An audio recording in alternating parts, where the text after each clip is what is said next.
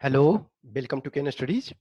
इस वीडियो में हम अ, कुछ स्ट्रेटजी के बारे में डिस्कस करेंगे कि आपको आने वाले दिनों में क्या रणनीति अपनानी चाहिए। इसका हेडिंग देखोगे, ट्विन स्ट्रेटजी है। ट्विन स्ट्रेटजी का मतलब है दो तरीके से आपको अभी चलना है। पहला तो ये मानो कि 3 मंथ्स आपके एग्जाम के हैं। यदि एग्जाम अपने टाइम पे हो जा रहा है, 9th को होता है, 9th अगस्त को यदि हो जा रहा है, तो ये आपके पास 3 मंथ्स का टाइम है।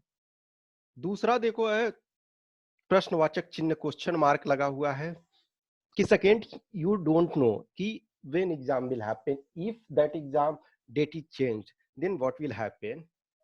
तो आपको कभी भी यदि किसी भी एग्जाम के लिए आप सीरियस हो, तो आपको पैसेंस रखने की जरूरत होती है। कोई भी चीजें जो है कि a lot ऑफ टाइम जो समय होता है आपके फेवर में नहीं होता है, तो उस टाइम आपको वेट करना पड़ता है। वो जो कहते हैं ना कि विद्यार्थी के जो 5 लक्षण है, काक चेष्टा, बको ध्यानम, तो जो है कौवे की तरह चेष्टा करते रहें और बगुले की तरह ध्यान लगाए रखें कि चीजें जो हो रही है उस पर आपको निगाहें टिकाए रहनी है। तो यदि हम इन दोनों के बारे में डिस्कस करेंगे कि 3 मंथ्स में यदि आपके अपने राइट टाइम पे हो जाता है, तब आपको क्या करना है, और यदि नहीं होता है तब आपको क्या करना है। फर्स्ट है आपका कि ये हम मान के चलते हैं कि 9th अगस्त को आपका हो रहा है। तो 9th अगस्त को हो रहा है तो आपके पास 3 मंथ्स बच रहे हैं, क्योंकि आज 7th ऑफ मई हो रहा है, तो आपके पास 3 मंथ्स बच रहे हैं। तो जब अब ये टाइम जो है कि अधिक से अधिक फोकस आपको रिवीजन पे दो। रिवीजन रिवीजन रिवीजन जो है वो मूल मंत्र आपके पास अब होनी चाहिए। इट इज सेड, करा ना कि conquer must be followed by consolidation. इतिहास में देखोगे कि बहुत सारे किंग ऐसे हुए, बादशाह ऐसे हुए जो कंक्वेयर तो बहुत बड़े राज्य को कर लिए, लेकिन उसको कंसोलिडेट नहीं कर पाए। कि कहते हैं ना कि गांव वगैरह में हम लोग के यहाँ कहा जाता है ना कि इंपॉर्टेंट ये नहीं है कि मछली कितने पकड़ते हो, इंपॉर्टेंट ये है कि कितने उसको सही से रख पाते हो, क्योंकि इधर से पकड़े और उधर कूद करके पानी में चला गया। या पैसे बहुत कमा रहे हो, लेकिन एक तरफ से कमा रहे हो दूसरे तरफ से उड़ता जा रहा है, तो कोई फायदा नहीं है। कुछ सेव करके रखो बुरे टाइम के लिए, रेनी डे की। तो यही चीजें कि कंक्योर आपने बहुत सारे चीजों को पढ़ लिया, 50 बुक पढ़ लिया, लेकिन जब एक्चुअल एग्जाम में आया तो आप प्रोड्यूस उसको नहीं कर पा रहे हो, कनेक्शन स्टेब्लिश नहीं कर पा रहे हो, कनेक्ट द डॉट नहीं कर पा रहे हो, then that is of no use. That's why the reason ना कि read 1 book 10 times rather than 10 books 1 time. तो अब आपके पास ये चीज को, मूल मंत्रा को, कि conquer must be followed by consolidation. जो आपने अब तक, कंक्योर का मतलब वही है कि आपने जो means whatever stuffs you have covered in these days, consolidate, revise, so that you should produce that in the exam. आई तो देखो, पेपर 1 पेपर 2 दोनों।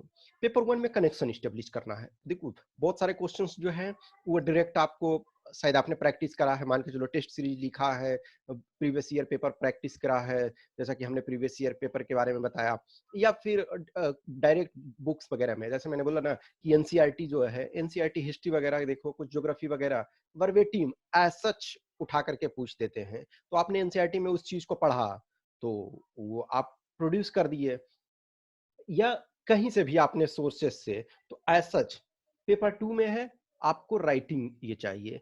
तो बुक्स वगैरह है, कुछ पॉइंट्स आपको वहां से स्टफ मिल जाएंगे, कुछ एडिटोरियल आपने पढ़ा है, तो कुछ अच्छे एडिटोरियल आपको लग रहा था, कुछ कंटेंट आपने जमा करके रखा है जो थीम वाइज्ड, तो उसको रिवाइज करो, री रिवाइज करो मल्टीपल टाइम्स, जहां जरूरत है वहां ऐड करो कुछ चीजें। कुछ डेटा यदि पुराना हो गया है, उसका नो रिलेवेंस है, रिलेवेंसी अब नहीं है, तो उसको हटा दो, नए ऐड करो, वट एवर डू, बट अब रिवाइज करो। 3 मंथ्स रिवाइज रिवाइज रिवाइज, जितना अधिक रिवाइज करोगे ये हाँ, अब एग्जैक्ट रिवीजन का मतलब है कि अब कुछ चीजें आपके पास क्वेश्चन आता है, तो उस चीज को आप रेफर करोगे, या आपने अपने नोट्स वगैरह कुछ बना करके रखे हैं, या आपने कुछ सेलेक्टेड बुक्स रखे हैं, जैसे एनसीईआरटी वगैरह का नोट्स बनाने की जरूरत नहीं, उसको ही मल्टीपल टाइम्स आपको पढ़ने होते हैं। फिर those who are in the middle must write test. मैं ये हमेशा यही बोलता हूँ कि देखो, जो एकदम टॉप में है, तो for top and bottom it is on you whether you right or not, but if you are in the middle then don't ignore test. जो टॉप में है, मान के चलो ना कि कट ऑफ सपोज रिटेन का 170 जा रहा, मान के चलो 450 है और उसमें 170 सपोज कट ऑफ जा रहा है रिटेन का दोनों, क्योंकि आपका जो पेपर 2 है उसमें मिनिमम 50 मार्क्स चाहिए होता है जनरल कैटेगरी के लिए, और ये के तो आपको 50 चाहिए मिनिमम, और लेकिन कंबाइंड मान के चलो ना 170 गया सपोज फॉर एग्जांपल, कभी हो सकता है 180 भी चला जाए, 200 भी चला जाए, लेकिन 170। अब देखो यदि 170 जा रहा है लेकिन कोई 230 लाने के एबल है, 230 वो ऐसे भी ला सकते हैं, तो उनको there is no requirement of writing test.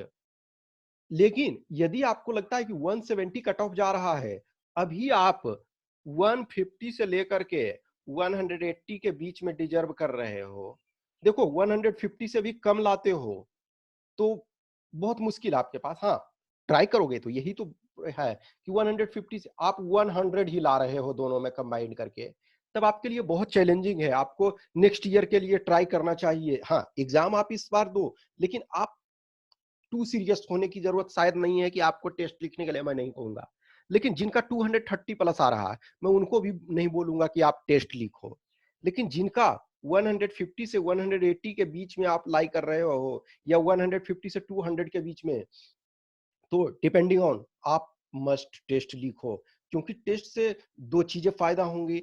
एक तो आप नए चीजें सीख लोगे, कुछ नए क्वेश्चंस रिवाइज कर लोगे, कुछ थीम्स आपको मिल जाएंगे, ग्रामर के बहुत सारे क्वेश्चंस मिल जाएंगे, बहुत सारे वर्ड्स मिल जाएंगे और ये चीजें, और आपको फिर वो कनेक्शन स्टेब्लिश करने में मदद करेगा कि किस ढंग से रियल टाइम में आप प्रैक्टिस करोगे।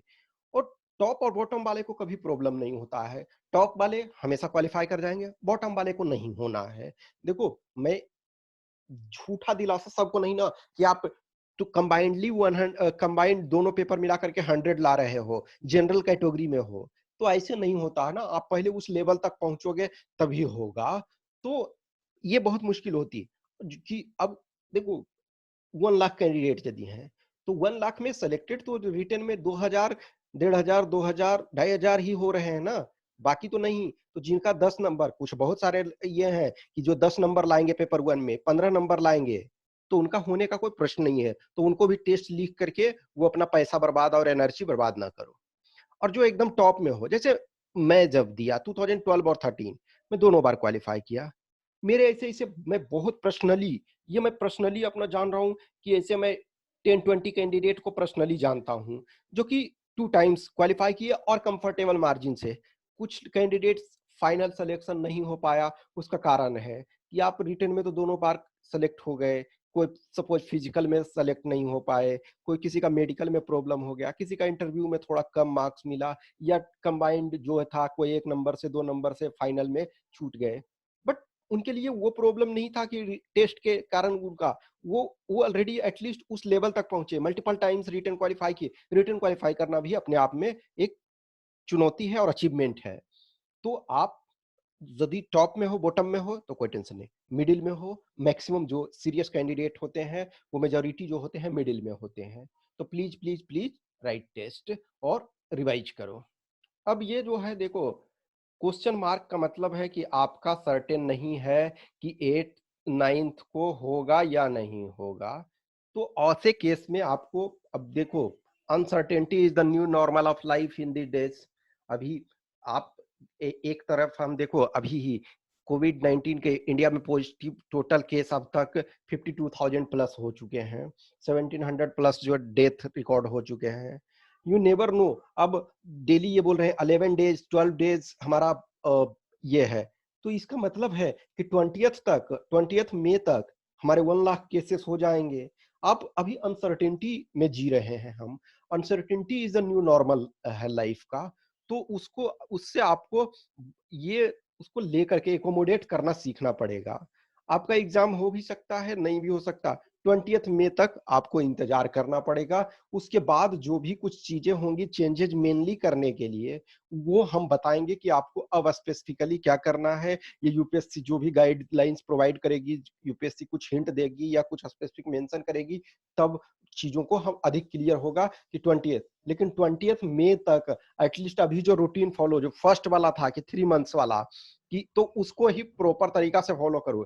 यार आप 2 टेस्ट एक्स्ट्रा लिख लोगे, आप 200 क्वेश्चन एक्स्ट्रा प्रैक्टिस कर लोगे, 10 एक्स्ट्रा ऐसे लिख लोगे, 5 तो या एनसीईआरटी को वन टाइम रिवाइज कर लोगे तो आपका नुकसान नहीं हो जाएगा, वो आपका फायदा ही करेगा। तो may be your exam will delay for any other future date, then in that case you have more challenge. No doubt challenge है कि किसी ने टारगेट अपना फिक्स कर रखा, क्योंकि ह्यूमन बीइंग जो है वो मशीन नहीं है ना कि आप आराम से डेट को बढ़ा दोगे। अपना जो हमारे पास चैलेंजेज होते हैं, family problem, financial problem, emotional problem, friend से नहीं मिल पा रहे हो, फैमिली से नहीं मिल पा रहे हो, बहुत सारी इश्यूज होते हैं। आपके पास फ्रीडम ऑफ चॉइस की अभी कमी है, बाहर नहीं निकल रहे हो, रूम में बैठे रह रहे हो, चैलेंज आपके पास है। तो इन डेट केस अभी फिलहाल के लिए वही करो कि जो रूटीन प्रेजेंट में फॉलो कर रहे हो उसको करो। अब इन केस जैसे देखो 20th के बाद यदि बढ़ जाता है तो आप कुछ उस टाइम को एक्स्ट्रा यूटिलाइज करो कि कुछ नए बुक्स वगैरह या पढ़ो, या उसी को 3 टाइम की जगह 4 टाइम रिवाइज करो। इस चीजों को ये करते रहो। आप जितना भी टाइम एक्स्ट्रा मिलता है उसको पॉजिटिव वे में लो कि हमें इतना अधिक टाइम मिला है तो हम उस चीज को हमें पढ़ना है। और कभी भी अपने को डिमोटिवेट मत करो। मोटिवेशन जो है, मोराल और मोटिवेशन हमेशा हाई रखो। वो जो मोटिवेशन जो है वो हमेशा अप रहना चाहिए, और मोराल आपका जो है वो अप रहना चाहिए। दैट टू शैल पास, वो जो कहते हैं ना कि दैट टू शैल पास, ये जो टाइम है वो भी बीत जाएगा, ये जो प्रॉब्लम है, चुनौतियां हैं, ये बीत जाएंगी, लेकिन आपका जो एग्जाम है वो रहेगा। आज न कल आपको देना है। All patients are not dying. Bharat जैसे देश में देखो डेली हर डे, अभी फिलहाल ऑब्वियसली बात है ट्रैफिक बहुत कम है। ट्रैफिक में आपके रोड एक्सीडेंट में 1,50,000 एवरी ईयर अभी इधर रिसेंट में डेथ हो जा रहा है, यानी 400 हर डे। लेकिन फिर भी क्या है, लोग रोड पे चलना नहीं छोड़ रहे हैं ना। मेजोरिटी ऑफ पीपल हैं जो बेड पे जिनका डेथ होता, लेकिन उसके डर से सोना नहीं छोड़ दे रहे हैं। आर्म फोर्सेस में रेगुलर कैजुअलिटी होती है, उसके डर से लोग नहीं जाना छोड़ रहे हैं। लॉट ऑफ प्रॉब्लम्स चलते रहते हैं। बहुत सारा सिगरेट पीना स्वास्थ्य के लिए हानिकारक है, फिर भी लोग पी रहे हैं। जैसे ही अभी शराब का दुकान खुला, लोग लाइन में लग गए, जैसे लग रहा है कि इसेंशियल मेडिसिन खरीदना। थिंग्स ऐसे चलते रहती है। लेकिन आप जब तक आपके पास एम्बिशन है, आप अपने रूटीन को फॉलो करते रहो। चीजें जो भी होगी हम 20th मई के बाद और चीजें अपडेट करेंगे। कुछ भी क्वेश्चंस क्यूरी है तो आप कमेंट बॉक्स में डालो, या हमें व्हाट्सएप नंबर पे आप कांटेक्ट कर सकते हो।